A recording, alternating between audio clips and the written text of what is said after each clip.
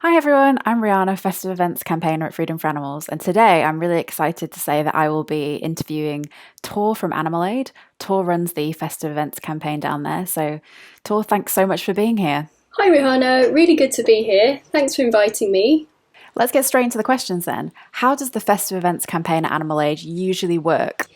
Yeah, so we actively locate festive events involving captive animals such as reindeer, owls, and camels, and we reach out to engage with event organisers. Additionally, we receive a lot of tip offs from our lovely supporters. We've had some really positive impacts with event organisers cancelling reindeer or other animal appearances and actually assuring us moving forwards that they won't have animals at their future events. So, this is a really positive thing. We also empower supporters to spread the words in their local communities, helping to raise awareness. We arm them with lots of good information, and particularly we have an antler action pack, for example, which has lots of sort of leaflets and background information and template letters, things to just make it as easy as possible because we realise people are pushed for time often these days. We find that this has a really good impact because event organisers are often more inclined to listen to feedback from their local communities. And I think something really important that we can do as campaigners is to empower our supporters and people who want to take part and engage in our campaigns. So, giving them the tools to reach out and contact those event organisers is key. So, how different is your campaign this year due to COVID-19? Yes, well, as with so many things, it's been very different this year. The COVID-19 pandemic has had a large impact on the UK captive reindeer events, really since the banning of large gatherings effectively resulted in no parades or any associated activity, which was sort of encouraging people to congregate en masse in town centres or in indoor spaces particularly. Obviously, gathering around reindeer pens is effectively off limits as it doesn't mix well with the need for social distancing.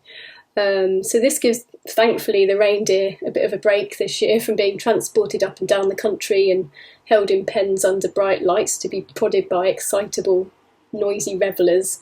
We're appalled to learn, though, just the other day that reindeer were displayed at a lobby at Morrison's supermarket in Corby.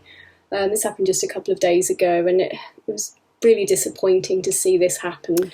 Yeah, I saw the footage and some photos from the Morrison's event. And what I found really frustrating is that there was nothing advertised about it beforehand. So it makes it really difficult for us to do anything about these kinds of events. What are your projections for reindeer events next year? Yes, I'm viewing this pretty optimistically. I'm hoping that the trend will continue for organisations to move away from having festive animal events. We must remember this is a fairly recent phenomena, and hopefully it will be consigned to the history books where it belongs soon enough. I like the optimism, and you make a really good point. Can you recall one of the worst events you've ever seen with live reindeer, and what specifically about that event made it so awful? The worst that springs to my mind actually is when a supporter got in touch with us to share some footage that she'd taken at a residential home. I was really horrified to see reindeer stood reluctantly in the doorway. He was effectively dragged through the building by a head collar, totally against his will. You could see by his bodily behaviour that he really was very reluctant for this to happen. And actually, later, to my horror, I noticed that he was lame. So I reached out to the organisation concerned, and actually they confirmed that they won't be hiring animals for events like this in the future. I mean, it really is a reputational risk, and we do highlight this time and again to event organisers. Yeah, absolutely. And this reminds me of a post I saw on the Northwest Reindeer Hire page where they had hired out two of their reindeer to a residential home to a couple. And the woman had played a practical joke on her partner, and he'd come home and found two reindeer in his living room. And I found it highly uncomfortable to watch and obviously not funny at all. And I found it quite strange that the Northwest Reindeer Hire posted that on their page, like it's good publicity, because it definitely isn't. Which welfare concern about reindeer used in festive events bothers you the most as a campaigner, and why? Yeah, I mean, the whole package is bad, really. Perhaps the worst aspect is seeing distressed reindeer penned up in car parks or in supermarket lobbies or by busy roads with cars roaring past them, with sort of bright artificial lights and all these noisy, excitable people just jabbing at them. It's so sad, and it's such a far cry from the footage that we've seen of reindeer living peacefully in Scandinavia, walking through the snow and under the beauty of the northern lights. It's a really very different life that they have here. I can see that you're struggling to pick one, and it is hard to pick one welfare concern because they're all bad. They're all really bad. To what extent do you think organisations like ours can positively impact the lives of reindeer here in the UK? Yeah, I think we are making lots of positive impact, and I think really our role is to raise awareness. I mean, if people don't support these events and they importantly they let the organisers know why, then we start to shift behaviour. People are definitely becoming much more aware of the issues connected with captive reindeer campaigns. I mean, there was a time in history where people would think it was acceptable to have tigers jumping through flaming hoops. And now this is resolutely rejected as a terrible way to be treating animals. So people are obviously now starting to question the ethics of reindeer and other captive animal displays. So we're moving forwards, we're making progress, things are changing. Absolutely, I can see that people are becoming more aware to animals being used everywhere in general, and that's really encouraging. I'm keen to hear your answer for this next question. Do you have any thoughts on reindeer being susceptible to COVID? This is a really interesting question here, Hannah. We're still learning, obviously, so much about COVID. One early study from the US does actually suggest that reindeer are in a high risk of catching and potentially transmitting COVID and similar viruses. This is obviously concerning, as we've learned of schools looking to host reindeer petting displays.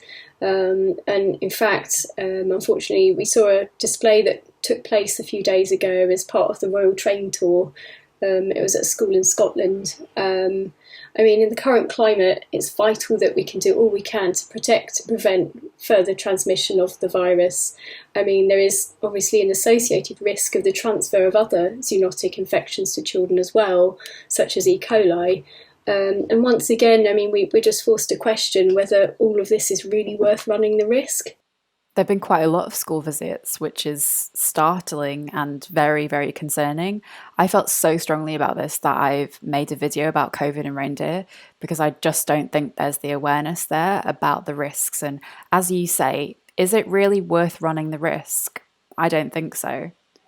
If you could say anything to event organisers watching this interview who still use reindeer and other live animals, what would you tell them? Yeah, I think it's really important to state that we're really not trying to be a Grinch about this. I mean, we really do want people to have fun and have a positive experience, especially in the current climate. It's so important, which is why we've undertaken some research in the past, and we've looked at a range of alternative event ideas to inspire event organisers. So we're back out of this pandemic situation. We would like to engage more with people, to encourage them to do some more positive things in their communities. I mean, it can be as simple or as extravagant as you like. I mean, from an elf door hunt to like Ice Queen stilt walkers or virtual sleigh rides. We absolutely have no need to exploit animals to spread festive cheer. And Animal Aid really believe that we should extend the season of goodwill to all, including animals. I mean, I totally agree with that stance. And I think as much as we want people to have fun, it must be emphasised that fun doesn't mean using live animals for entertainment purposes. There really are so many alternatives, and there's just no excuses there nowadays. To what extent do you think we can successfully influence the general public and change the opinion of those who frequent festive events using live reindeer with campaigns such as ours? Yeah, this is a really important question. Often, I mean, many people are motivated to do the right thing. They simply might not be aware of the suffering that's experienced by reindeer and other animals. Once they see the footage from our extensive investigations, for example, I mean, we've looked at 3 reindeer farms. We've shown listless, poorly animals, some with terrible diarrhoea, others with extensive fur loss, with red raw-looking exposed skin. It's clearly not an annual moult. This then empowers people to make an informed decision about whether attending a festive event with reindeer present sits right with their consciences. It's really important for someone to make that decision. Yeah, and I think people don't want to see themselves as taking part in animal abuse or animal cruelty. So the important investigations that Animal Aid has undertaken and that footage that's gone out is really crucial to spreading awareness, making people realize that it isn't kind to take your children to festive events. It isn't good for the animals. They're not happy there. We've got through these questions really quickly. So last but not least, how are you spending Christmas this year?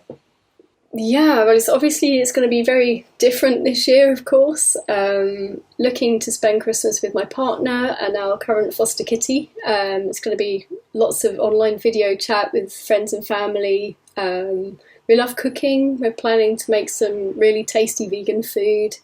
Yeah, that's kind of what we're expecting. That sounds wonderful, and I just want to say thank you so much for being part of the interview. It has been such a pleasure speaking to you about this, and thank you for all the important and impactful campaigning you do at Animal Aid, not just at Christmas time with festive events, but throughout the year. Your work is so important and valuable and really, really does help the animals, so thank you. Yeah, a huge thank you to you and the team at Freedom for Animals for all the impactful campaigning that you do. Wishing you all a very joyful and relaxing festive season and a very happy new year. Thank you. Thanks, Tor.